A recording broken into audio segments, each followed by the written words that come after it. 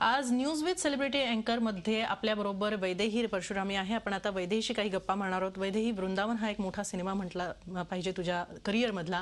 तर हा सिनेमा कसा आला आणि आता सध्या लोकांचा कसा प्रतिसाद मिळतोय? हा सिनेमा एक वर्ष झाला आता. वर्षभरापूर्वी बरोबर प्रोड्युसर्स त्यांचा फोन आला होता. त्यांनी मला स्टोरी सांगितली, काय स्वरूपाचा चित्रपट आहे सांगितला आणि या सिनेमात कोण कोण काम करणार आहे ते सांगितलं.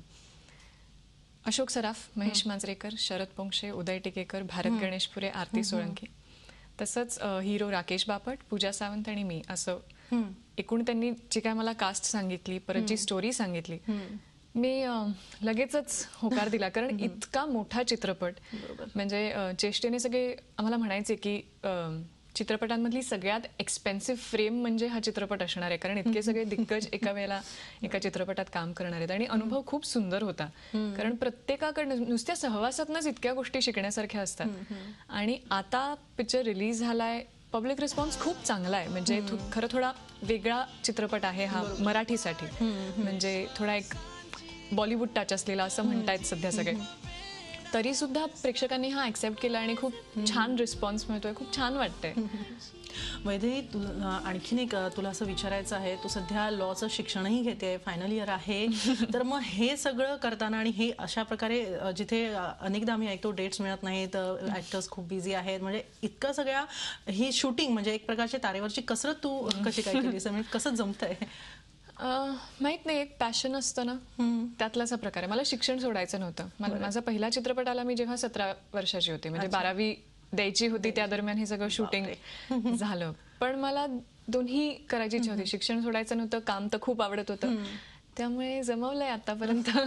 आता पण होपफुली एक्झाम व्यवस्थित क्लिअर होईल. आता फायनल एक्झाम आहे मे मध्ये. All the best for that. आणि सगळ्यात आणखीन एक असं विचारायचं आहे, कारण फक्त शिक्षण आणि सिनेमा तू करत नाहीयेस, तर तू क्लासिकल डान्सही शिकतेस, कथ्थक करते आहेस, म्हणजे एक मल्टी टॅलेंट असं आम्ही तुला म्हणू शकतो. काय सांगशील, ती आवड कशी आहे? मी 7 वर्षाची होते तेव्हा डान्स क्लासमध्ये मला आईबाबांनी घातलं, कारण प्रचंड एनर्जी आणि ऍक्टिव्ह, एक हायपर ऍक्टिव्ह म्हणतो तशातली मुलगी मी होते.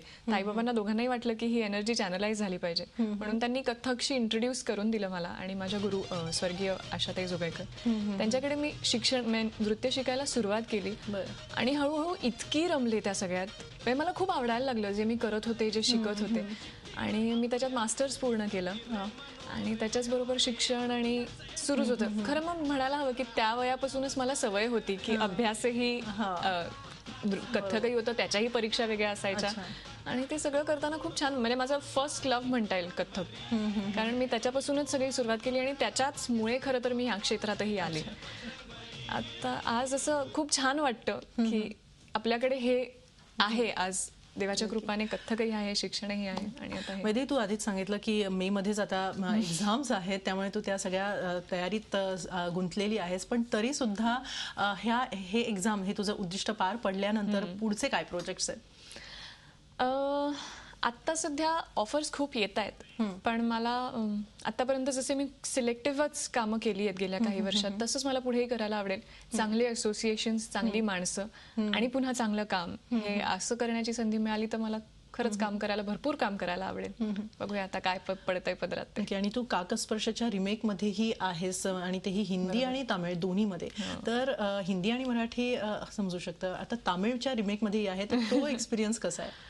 भन्नाट एक्सपिरियन्स होता तो, कारण भाषेचं काहीही माहिती नाही त्या. म्हणजे माझी एक मैत्रीण होती तमिळ, पण तेही बोलताना आपल्याला काहीही कळत नाही. पण आम्ही एक, महेश मांजरेकरांनी एक ट्रिक केली होती. आम्ही सगळे डायलॉग्स देवनागरीत लिहून घ्यायचो आणि ते म्हणायचो.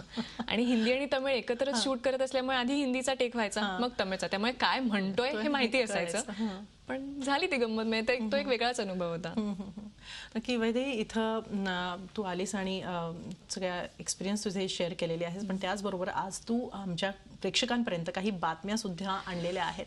तर आज म्हणजे तू मल्टी टॅलेंटेड तर आहेस, लॉचं शिक्षण घेते, कथ्थक आहे, सिनेमाज आहेत, आणि आता त्याचबरोबर तू आज न्यूज अँकरिंगही केलेलं आहेस. तर हा एक्सपिरियन्स तुझ्यासाठी कसा आहे? मी सगळ्यात आधी तुम्हा सगळ्यांना हॅट्स ऑफ करेन. हे कसं काय जमवता तुम्ही, इतकं प्रेशर ते न्यूज रीड करण्याचं.